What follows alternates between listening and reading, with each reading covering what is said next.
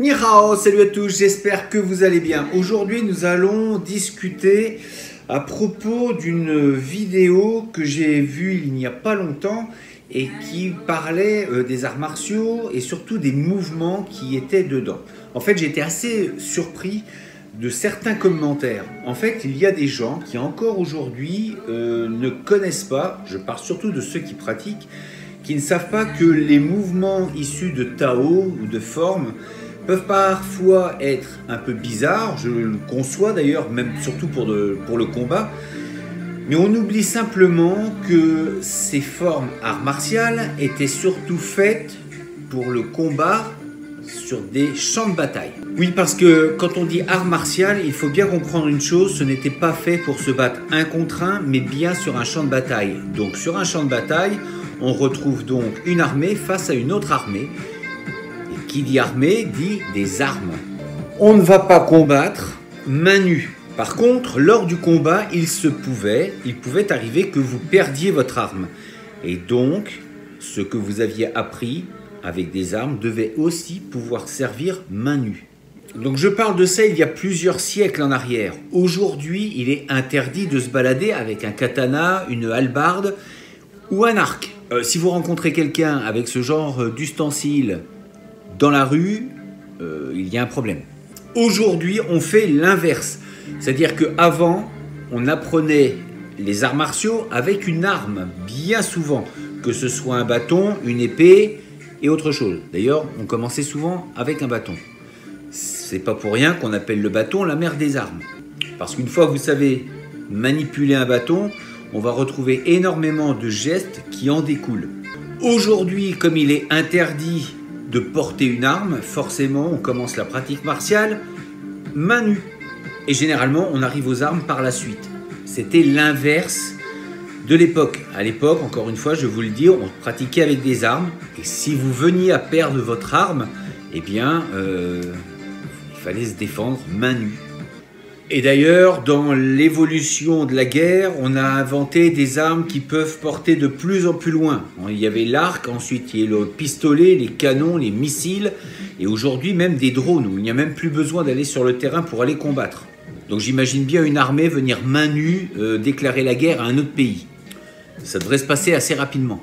Donc pour en revenir un petit peu à ces fameuses formes qui étonnaient parfois certains combattants qui se disent ça ne sert à rien, comment se fait-il, à quoi servent ces positions, ces postures? Alors bien évidemment ça ne sert pas dans le combat. Ceci dit, ça permet d'endurcir le corps et de le renforcer. Quand vous faites un cavalier de fer, par exemple, des serpents, des formes spiralées, vous comprenez très vite que ça fait travailler les jambes. Et en ce qui concerne les mouvements, eh bien en fait quand vous les faites main nue, il y a des mouvements qui effectivement paraissent bizarres. Mais si vous commencez à imaginer une épée dans une main, un bouclier dans l'autre, ou un travail avec une lance, ou un travail avec des doubles armes, doubles couteaux, enfin, et puis il y avait des armes un peu particulières en Chine, les doubles couteaux papillons, les doubles lunes, donc il y a beaucoup de choses qu'on peut retrouver à travers ces mouvements. Mais pour ça, encore faut-il imaginer l'arme, ou en tout cas chercher l'arme qui était adaptée à ces formes. Le problème d'aujourd'hui, enfin si problème on peut dire, mais en tout cas on a bien souvent éloigner les armes, ou en tout cas les mettre à part, ce qui est à mon sens un peu aberrant, parce qu'on perd de la quintessence de ces fameux arts martiaux.